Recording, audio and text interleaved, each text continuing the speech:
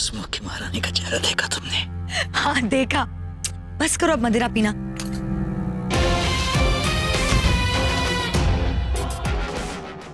ये बात तो माननी पड़ेगी, इस चंद्र के शरीर में आकर मुझे बड़ा ही आनंद आ रहा है।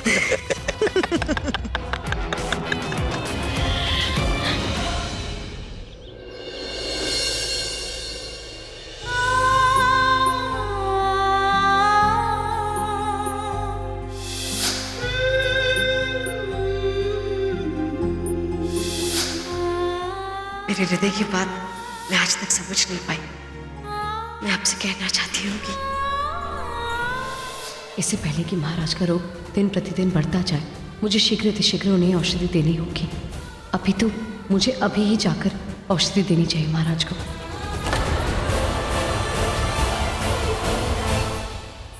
मुख्य महारानी, अच्छा वो आप आ गए। अभी मैं यही विचार कर रही थी कि हम तुरंत ही ये औषधि महाराज को पिला देनी चाहिए। हाँ नंदिनी, मैं भी तुमसे इसी विषय में बात करने के लिए यहाँ आए थे। किंतु मुख्य महारानी, चिंता का विषय तो यह है कि यदि महाराज ने इस औषधि को पीने के लिए मना कर दिया तो अब हम उन्हें अधिक आग्रह भी तो नहीं कर सकते। आजकल उन्हें छोटी छोटी बातों पर क्रोध आ जाता है। मुझे उनसे भय लगने लगा है।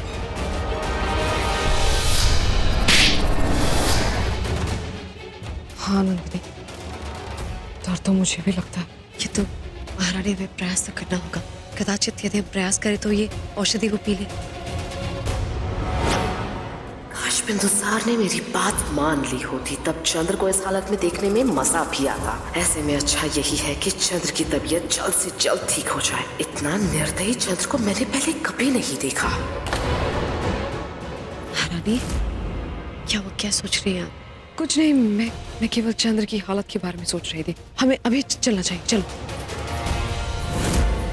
मुख्य महारानी, क्या महाराज के कक्ष में इस प्रकार जाना ठीक होगा? मेरा अर्थ है कि महाराज रात्रि भर उस मोहिनी के साथ थे और इस समय भी वो कक्ष में ही होंगे। नंदिनी, तुम बात तो बिल्कुल ठीक कह रही हो, परंतु तुम्ही ने तो कहा था ना कि चंद्र के लिए हमें यह खतरा उठाना ही होगा। देखो नंदिनी, तुम ज्यादा सोचो मत, हम अंदर चलते हैं और फिर जो होगा देख लेंगे। चलो। तुम दोनों यहाँ क्या कर रही हो? ओह, लगता है तुम दोनों को मुझसे ईर्ष्या हो रही है। कहीं ऐसा तो नहीं कि ईर्ष्या के कारण तुम दोनों पूरी रात्रि इस द्वार के बाहर ही खड़ी थी? हाँ, वैसे एक बात बताओ, महाराज से इतना भी अपनापन अच्छा नहीं है। अब तुम दोनों को इसकी आदत डाल लेनी चाहिए। क्या महाराज कक्ष में है? हमें उनसे बात करनी है। किस लिए? कुछ महत्वपूर्ण कार्य है। ये औषधि महाराज को देनी है। औषधि? कैसी औषधि? जी, महाराज इन दिनों अस्वस्थ हैं। उनका स्वास्थ्य बिगड़ता ही जा रहा है, इसलिए औषधि देना अत्यंत आवश्यक है। नहीं, इसकी कोई आवश्यकता नहीं है। महाराज इस वक्त औषधि नहीं ले सकते, वो सो रहे हैं। वो क्या है ना कि पूरी रात्रि हम दोनों जाग रहे थे और उन्होंने मुझे विशेष आदेश दिए हैं कि उनकी निद्रा में कोई विघ्न न डाले। तो यह औषधि मुझे दे दो, मैं उन्हें दे दूंगी। मोहिनी, एक बात कभी मत भूलना, हम दोनों चंद्र की पत्नियां हैं। अच्छा, तो तुम भी इस बात का स्मरण कर लो कि अब महाराज ने मुख्य महारानी का ताज मुझे दे दिया है। इसीलिए महारानी के भांति मुझसे बात करने का साहस मत दिखाना। जाओ। अब मुझे और भी सावधान रहने की आवश्यकता है। मैं तुम्हें बता नहीं सकती नंदिनी, मुझे उस औरत से कितनी नफरत हो रही है। एक पल के लिए भी अब मैं उसे बर्दाश्त नहीं कर सकती। मन तो कर रहा है कि मैं उसे कस के एक थप्पड़ मार। शांत हो जाइए मुख्य महारानी। है ना, अब ऐसा कुछ भी मत कीजिए जिससे बात और भी अधिक बिगड़ जाए। देखिए, हमें हमारा एक ही लक्ष्य होना चाहिए कि किसी भी प्रकार हम महाराज को औषधि पिला दें, और ये तब तक संभव नहीं होगा जब तक वो मोहिनी उनके निकट है। हमें यही प्रयास करना होगा कि मोहिनी किसी भी तरह महाराज से दूर रह पाए। अगर ऐसी ही बात है नंदिनी, तो तुम बिल्कुल भी फिक्र मत करो। मैं हूं ना, मैं अच्छी तरह से जानती हूँ कि ये कार्य कैसे करना है। क्या हमारा ये उपाय कार्य करेगा? हाँ नंदिनी, तुम केवल थोड़ा सब्र रखो और देखती जाओ क्या होता है। तुम यहाँ क्या कर रही हो? तुम्हें पता नहीं महाराज ने आदेश दिए हैं कि कोई भी कक्ष में नहीं आएगा, तो तुम क्यों विघ्न डाल रही हो? क्षमा करें महारानी, आपसे एक महत्वपूर्ण बात करनी थी, आपके पति भीमदेव के बारे में। भीमदेव? किंतु वो तो सम्राट के शरीर में है, कहीं ऐसा तो नहीं? कि इन्हें भीमदेव का शरीर प्राप्त हो गया है। हटो।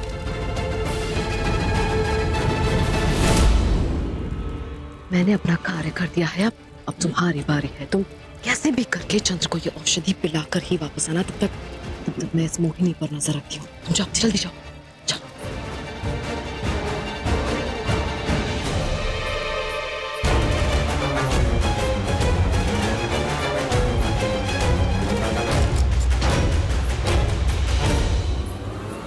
बसी, तुम जा सकती हो। महाराज तो अब तक सो रहे हैं। भगवान जाने नींद में से उठकर क्या मनोदशा होगी उनकी। किंतु मेरे पास केवल यही अवसर है जब मैं उन्हें औषधि पिला सकती हूँ। किंतु कैसे, क्या करूँ?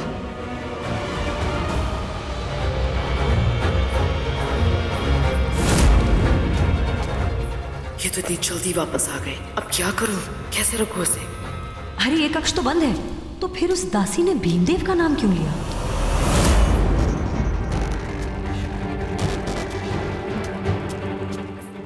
मोहिनी, कल रात्रि जो हुआ उसके लिए मैं तुमसे क्षमा मांगती हूँ।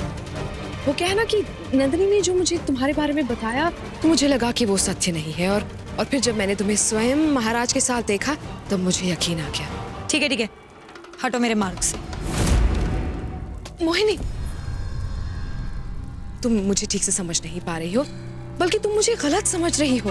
देखो, मैं नंदिनी की तरह बिल्कुल भी नहीं हूँ।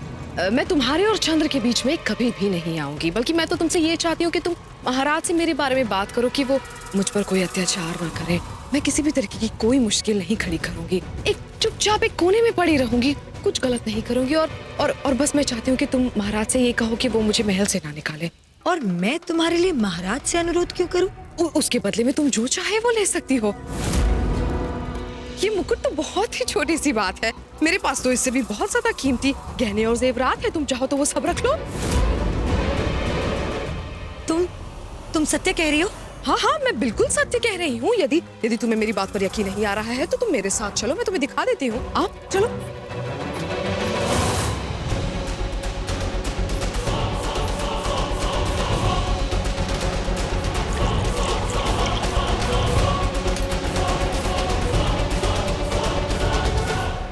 मैं इससे अधिक महाराज के उठने की प्रतीक्षा नहीं कर सकती हूँ। मोहिनी कभी भी आ सकती है, समय बहुत कम है।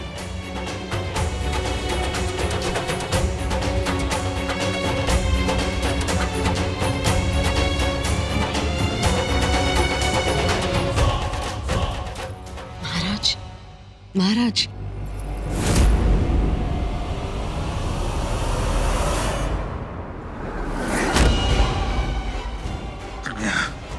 मोहिनी का है।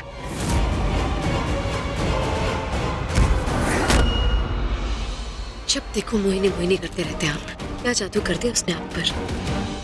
आपको याद है ना, पहले तो आप मुझसे बिल्कुल दूर ही नहीं रह पाते थे। जब देखो आप मेरे निकट ही होते थे। आप तो जानते हैं ना महाराज कि मेरे मन में आपके लिए कैसी भावनाएं हैं। किंतु जब आप मुझसे क्रोधित हो जाते हैं ना, मुझे बिल्कुल अच्छा नहीं लगता। आपका मुख बिल्कुल भयंकर सा हो जाता है। आपका इतना सुंदर मुख, आपको सदैव ही मुस्कुराना चाहिए। मुस्कुराते रहिए ना आप, क्योंकि मुझे तो कोई अंतर ही नहीं पड़ता कि मैं नंदिनी हूं या सावित्री। क्योंकि महत्वपूर्ण बात तो ये है कि इस समय कक्ष में केवल आप है और मैं हूँ, हमारे बीच कोई नहीं है। आप समझ रहे ना महाराज मैं क्या कह रही हूँ? ये लो मोहिनी। क्या तुम सत्य कह रही हो? ये सब मेरे लिए? हाँ, बिल्कुल। ये लो, ये सब कुछ तुम्हारा है। अब देख, जब तुम ये सारे गहने पहनकर चंद्र के सामने जाओगी तो वो अपने आप ही तुम्हारी तरफ खिंचा चला आएगा। और वैसे भी मैं होती कौन हूँ तुम्हें रोकने वाली? इस लालची औरत को काबू में करने की यही सही तरकीब थी। बस जब तक नंदिनी अपना काम पूरा नहीं कर लेती, ये इसी तरह इन गहनों में लगी रहे तो अच्छा होगा। वाह भीमदेव, तुम्हारे भाग्य के द्वार तो खुल गए। पहले राजा का पद, फिर विलासिता, ये शान, ये शोहरत, और अब राजा की पत्नी भी तुम्हारी। यदि तुम मेरे इतने ही निकट आना चाहती हो तो फिर आ जाओ, आओ मेरे निकट। क्या हुआ, तुम घबरा क्यों रही हो? नहीं नहीं महाराज, मैं घबरा नहीं रही हूँ। इतनी भी शीघ्रता क्या है? पहले आप मदिरा पान कीजिए ना, आपको पसंद है ना? ठीक है, तो फिर मैं भी जाकर उसका सेवन करता हूँ। नहीं नहीं नहीं, आप क्यों कष्ट उठाएंगे? मैं हूं ना, मैं लाके देती हूँ।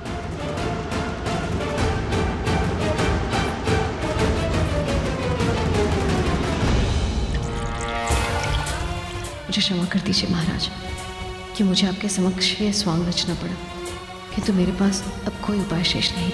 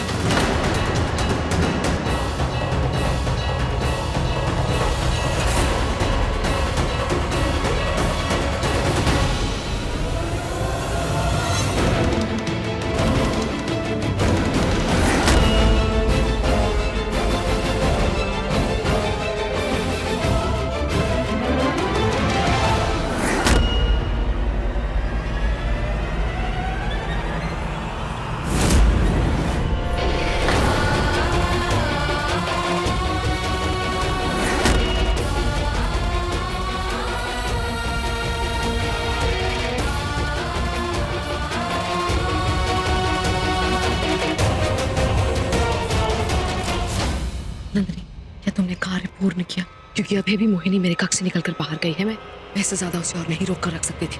अब निश्चिंत रही मुख्य महारानी, मैंने महाराज को औषधि पिला दी है। चलो।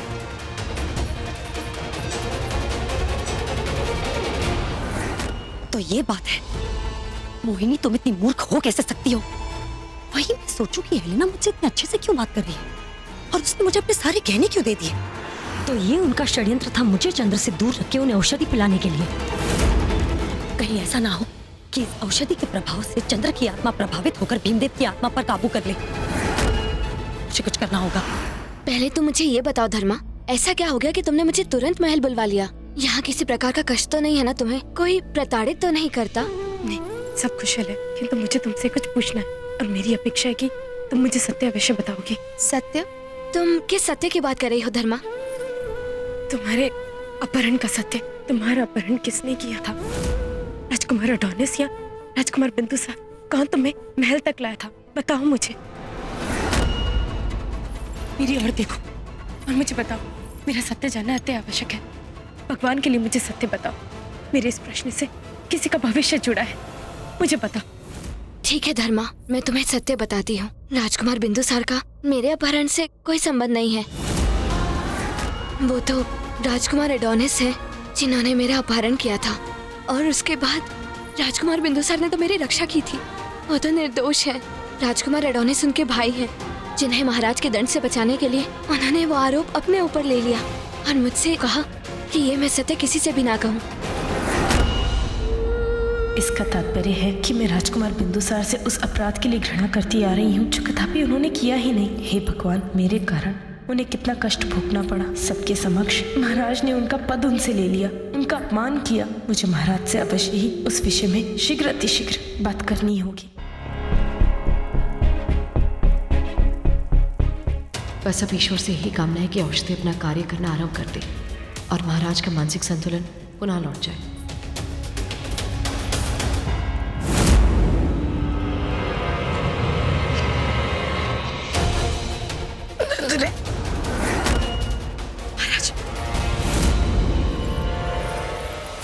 महाराज आप विश्राम कीजिए। महाराज मैं यहाँ कैसे? मैं भी कुछ क्षण पूर्व तो छत पर था ना। हे ईश्वरी, कैसा रोग है?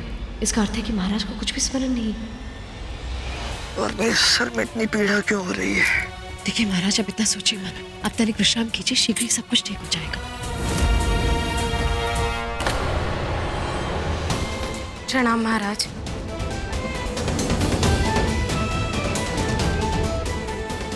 इस तरह अचानक आने के लिए क्षमा चाहती हूँ। अंदर आओ धर्मा।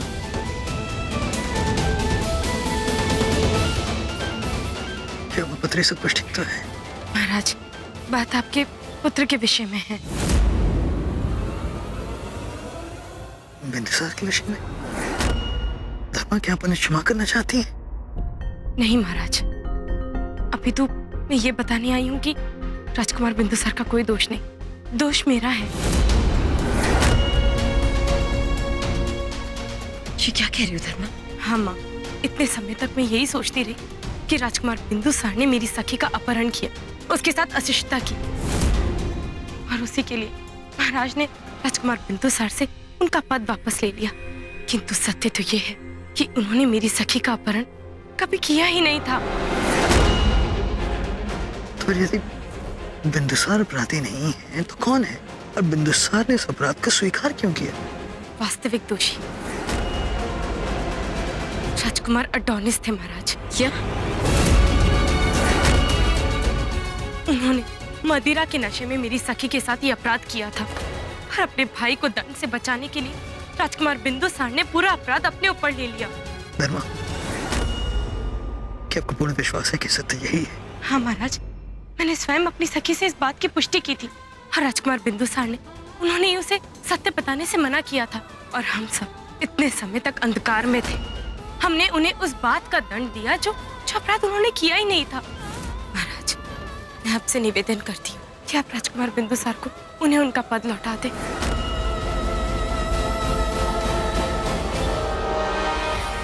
आपने बिल्कुल उचित किया था। आपने सत्य का पता लगाया और हमें आकर बताया। कल सवेरे सभा में महाराज इस निर्णय की घोषणा करेंगे।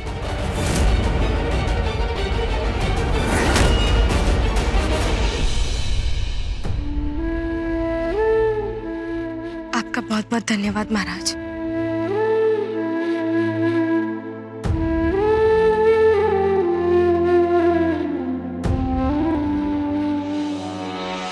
भगवान का बहुत बहुत धन्यवाद। औषधि ने अपना कार्य करना आरंभ कर दिया है।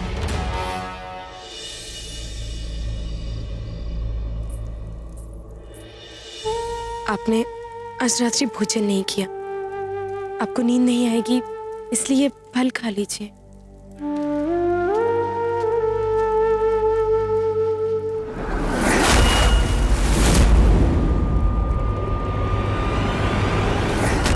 तुम मेरी पत्नी बनने का स्वांग मत रचो, समझी? अब पत्नी हूँ तो पत्नी की बात ही रहूंगी ना। क्या कहा तुमने? कुछ नहीं, नेकी कर और दरिया में डाल। मैं आपसे फल खाने को इसलिए कह रही थी ताकि आप चैन से सो पाएं, क्योंकि यदि आप चैन से सो पाएंगे तभी मैं चैन से सो पाऊंगी। अन्यथा आपका क्या, आप आधी रात्रि को तलवारबाजी करने लग जाएंगे और मैं चैन से सो नहीं पाऊंगी।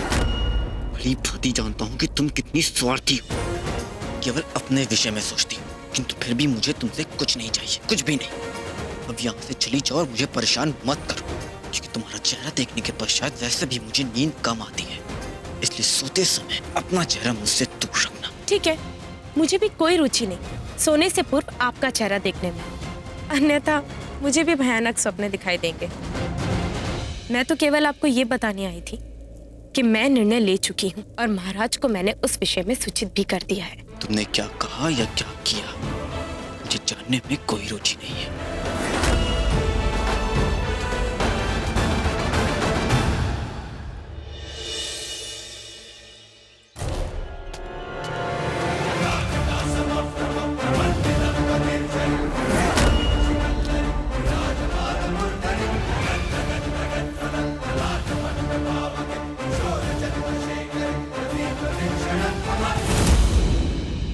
मैं आज राजकुमार बिंदुसार के विषय में अपना निर्णय सुनाना चाहूंगा।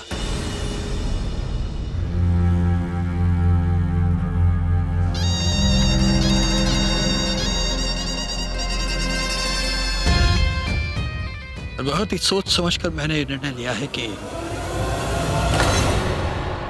राजकुमार बिंदुसार को यह पद नहीं सौंपा जाएगा। वो युवराज बनने के योग्य नहीं है।